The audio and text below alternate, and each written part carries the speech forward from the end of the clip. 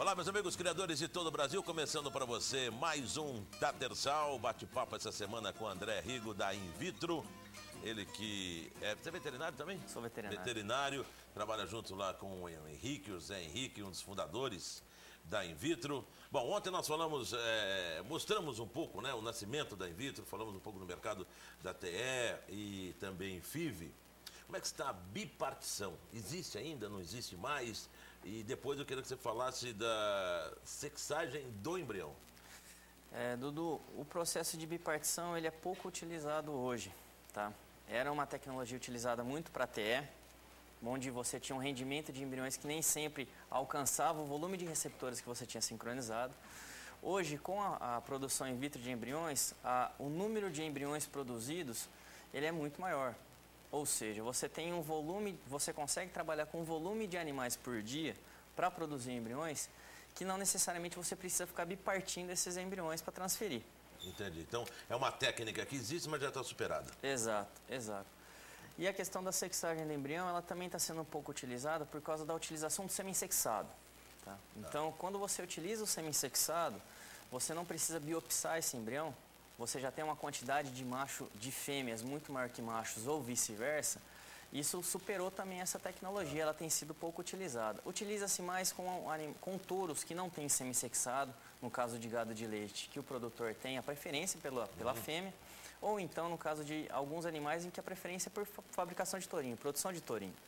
Mas com semi-sexado hoje ela também tem caído por terra em certo grau. E lá na In-Vitro vocês fazem sexagem de sêmen também? Não, a In-Vitro ela produz só os embriões. A sexagem de sêmen ela é realizada em todas as centrais. Tá. Então a gente tem inúmeras centrais no Brasil que fazem esse processo. As principais delas. Por que tem touro que dá semi-sexado e touro que não dá? Isso é uma característica própria de cada indivíduo. Tem animais com uma característica de sêmen diferente, em que elas aguentam o processo da sexagem, e tem alguns indivíduos que não. Tanto é que toda vez que a gente vai trabalhar com semi-sexado, a gente testa as partidas de um determinado touro. Ou então, escolhe aqueles que têm um melhor resultado. Por que isso? Porque existe essa variação. Entendi. Bom, produção de embriões no Brasil e no mundo. Esse slide é interessante, é o último fechamento que foi feito pelo Viana, que inclusive faz parte da Sociedade Internacional de Transferência de Embrião, em que hoje o Brasil ele é líder na produção in vitro de embriões no mundo. Em 2005, quase 50% dos embriões in vitro produzidos no mundo eram produzidos no Brasil. Isso faz com que... 50%? Quase 50% dos embriões do mundo. No mundo? No mundo. Tem uma história interessante, quando a gente foi idealizar a ideia do laboratório na África, quando esse pessoal veio nos procurar, primeiramente eles tinham ido nos Estados Unidos, na Universidade da Califórnia, saber sobre essa tecnologia. E quando eles chegaram lá, eles se depararam com uma situação diferente. Os próprios americanos indicaram o Brasil, para eles virem até aqui, procurarem essa tecnologia aqui no Brasil, porque referência no mundo hoje para a produção in vitro de embriões são os nossos.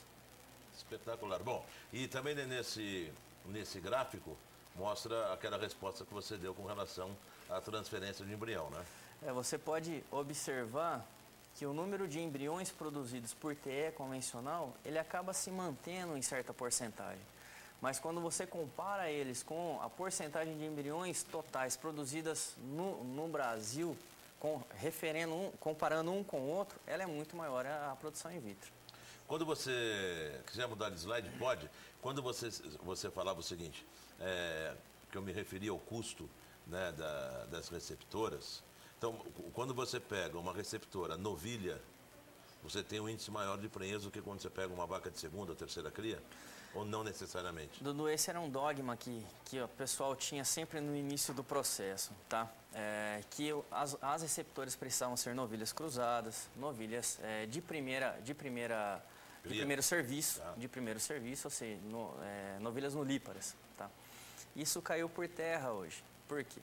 Com a ideia dos grandes projetos de produção de embrião, a gente precisa de um volume de receptoras muito grande. Sim. O que aconteceu? Tivemos que ir atrás de receptoras, vacas. É um número de animais que a gente tem numa quantidade enorme dentro do Brasil.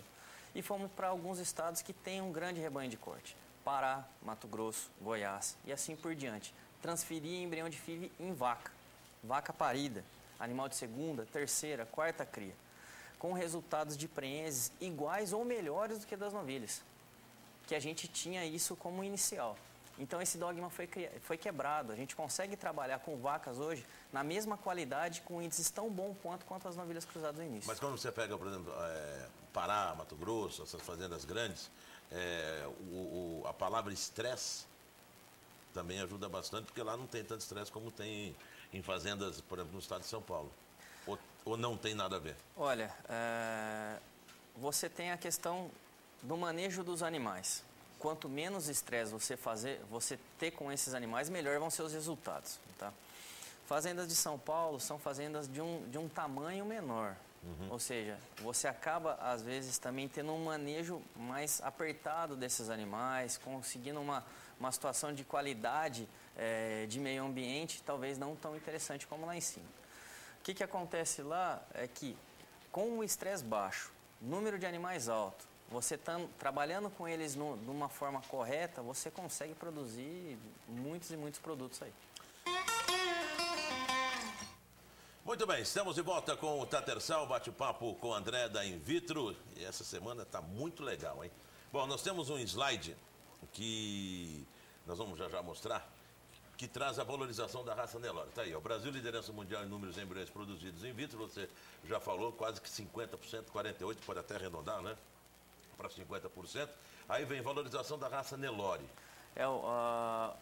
O início dos laboratórios de PIV foram impulsionados pela valorização da raça Nelore. Então, laboratórios de PIV que fazem FIV. PIV, produção in vitro de embriões. FIV não deixa de ser uma das etapas da produção in vitro. Certo. A gente tem algumas etapas dentro dessa produção, uma delas é a FIV. É que caiu no nosso gosto falar de FIV, todo mundo fala FIV, FIV é uma das etapas do trabalho. Eu vou começar a falar PIV agora, pronto. Fica mais completo. Fica mais completo, mais interessante. A falar PIV. A valorização da raça Nelore, ela impulsionou a quantidade de laboratórios de PIV. Tá? Hoje, o maior trabalho nosso e o maior volume de trabalho é em cima das raças leiteiras, principalmente do Girolando. Tem uma importância econômica grande, muita gente está indo atrás, principalmente por causa de rusticidade e adaptação. E o pessoal tá colocando assim, falou que o Girolando ele veio para produzir leite na área tropical, Sim, no mundo, não só no Brasil. Essa é uma característica dessa raça.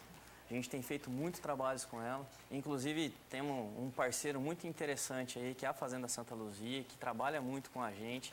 Centrogen fez leilão sábado Centrogen fez leilão sábado, Santa Luzia a gente vai estar no leilão com eles também.